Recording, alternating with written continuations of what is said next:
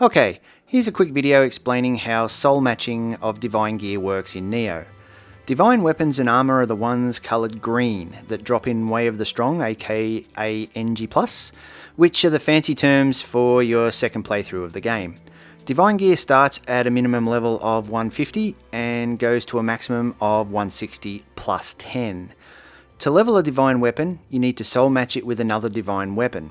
To level a piece of divine armor, you need to soul match it with another piece of divine armor.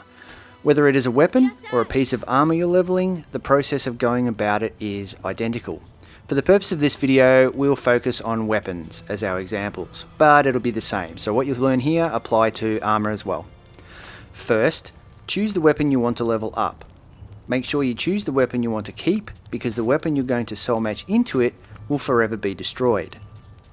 Next, choose the weapon you want to soul match or infuse into the one you want to keep. This is the weapon that will be destroyed. Before you choose, know there are three things to be aware of. The first is that you want to soul match two weapons of the same type. For example, if you're leveling up your axe, you should try to soul match it with another axe. The reason for this is it costs less gold than soul matching with a different type of weapon.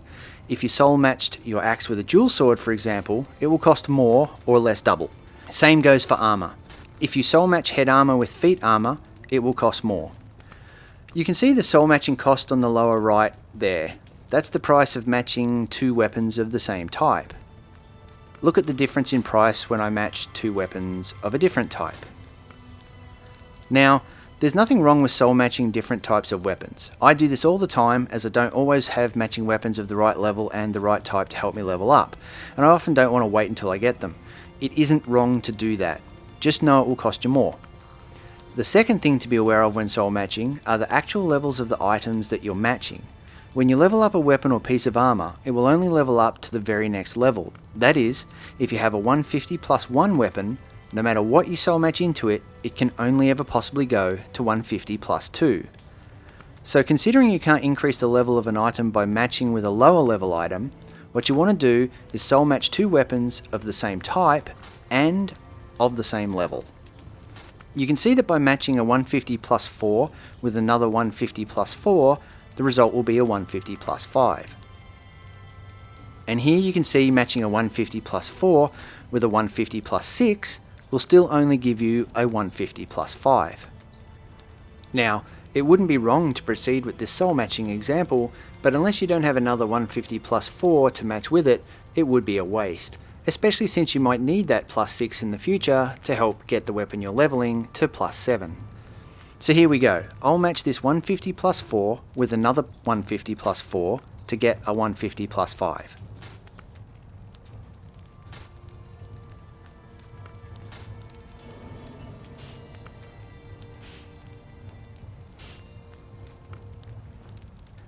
Next, I want to get this to a 150 plus 6. I already have another plus 5 in my inventory, so I can match it to that to get my plus 6.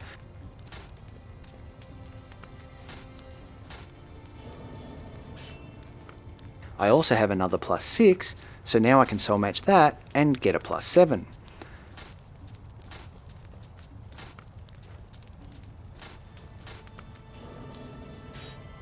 I don't have any plus 7s that I'm willing to destroy to help level this weapon to a plus 8 though, so I have to create a new plus 7 myself. Fortunately, I already have a number of plus 4s and 5s that I can soul match together to eventually get another plus 7.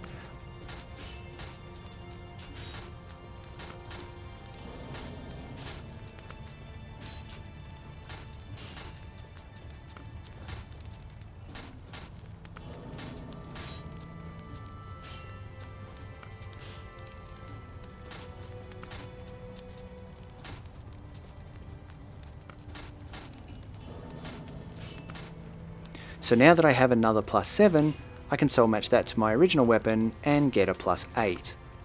And that's how it goes, on and on, right up until we get a 150 plus 10. The third thing to be aware of when soul matching are what are called inheritables. When you soul match one weapon or piece of armor into another, it is possible to carry over a special effect. Special effects that can be carried over are marked with an icon that looks like two lines with an arrow between it, indicating it can pass from one piece of gear to another. You can see on this example weapon the inheritable special effect is close combat damage. If I wanted to put that effect on another weapon, I could soul match this weapon into it and close combat damage would be transferred onto it. Here we have the weapon we leveled up a minute ago, and I'm ready to soul match that weapon with the inheritable close combat damage. Before I proceed, I can see that it's not going to carry over. Now why is that? There are two criteria you need to meet to get inheritable special effects to carry over when soul matching. The first is that the weapon you plan to destroy, the one with the inheritable on it that you want to carry over, must have had its familiarity maxed. If its familiarity hasn't been maxed, you will not be able to transfer the inheritable. The other reason will be if there is a conflict of special effects. Each special effect has a type. How all the different special effect types are categorized is too complicated to go into here, but know that if the weapon has max familiarity and the inheritable still isn't showing up as transferable when you go to soul match, you probably have a conflicting special effect on your weapon or armor that is too similar to the one you're trying to add. That's precisely the problem we have here. Close combat attack critical and close combat damage are of the same category, which is increased damage. To deal with that, we have to reforge the conflicting trait off of the weapon we're trying to level up so that there will no longer be a conflict. Then we can try again. So in a nutshell, try to match two weapons of the same type and level. If you want to also transfer the inheritable onto the weapon or armor you're leveling, max the familiarity on the weapon or armor being infused, and make sure the inheritable itself isn't the same or similar to the one already on the weapon or armor you're leveling up. And that's it. Just be careful that you don't override an inheritable on the weapon or armor you're soul matching into that you might want to keep. If you've maxed the familiarity on a weapon or piece of armor and you choose it as fodder for your soul match, it is easy to accidentally replace the inheritable you already have without realizing it, so just be careful with that. So now we have no conflicts and the inheritable is telling us it will transfer over. Let's proceed with this example soul match.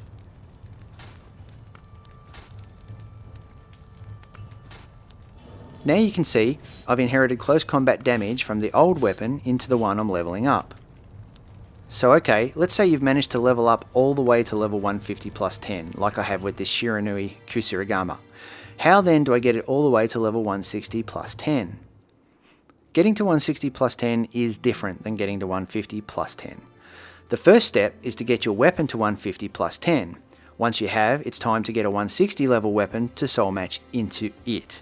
This is where you need to get ready for a grind. Level 160 weapons don't drop in the game. You have to forge them, and they are very, very rare to forge. It might take you a couple of attempts to get one if you're lucky, or it might take hundreds. It can even take more. But there's no other way. You must forge a 160 weapon in order to get a 160 plus 10 weapon. Some people save up their resources until they have a lot of them and then do what is called save scumming. This is where they save a backup of their game on a USB or in the cloud, and then they try to forge a 160. If after hundreds of attempts and using up all their resources, RNG doesn't give them one, they then restore their backed up save file and have another shot at doing it. This helps save a lot of grinding, but I'm not recommending you do this. I've heard some players have corrupted their entire games by doing this. So yeah, if you go down that path, be aware it might work out poorly for you, and I told you not to do it. For me, I've tried a ton of different ways to forge 160s. The only way that has worked for me so far is to use one single divine fragment and to forge the Gyu Kaku Jumonji spear. In about 50 forge attempts, I got two 160s of that spear. I literally tried for hundreds of attempts on multiple other weapons with absolutely no luck. So yeah, whether it was just blind RNG luck working for me on that spear or not, I don't know. But now I absolutely only ever try to forge my 160s using that particular spear and a single divine fragment. So do with that what you will.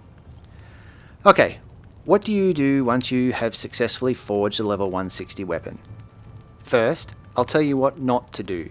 Do not soul match your 150 plus 10 weapon into the 160 weapon. If you make that mistake, you will lose all your hard work and be left with a 160 plus 1 weapon with no reasonable chance of upgrading it further. Instead, what you want to do is soul match the 160 weapon into your 150 plus 10 weapon. Doing that will instantly give you a 160 plus 10 weapon. Remember, select your 150 plus 10 weapon first.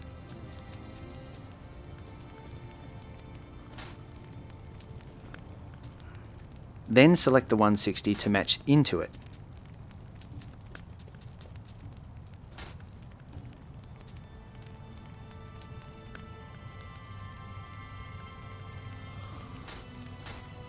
And voila, we have a 160 plus 10 weapon, the max in the game.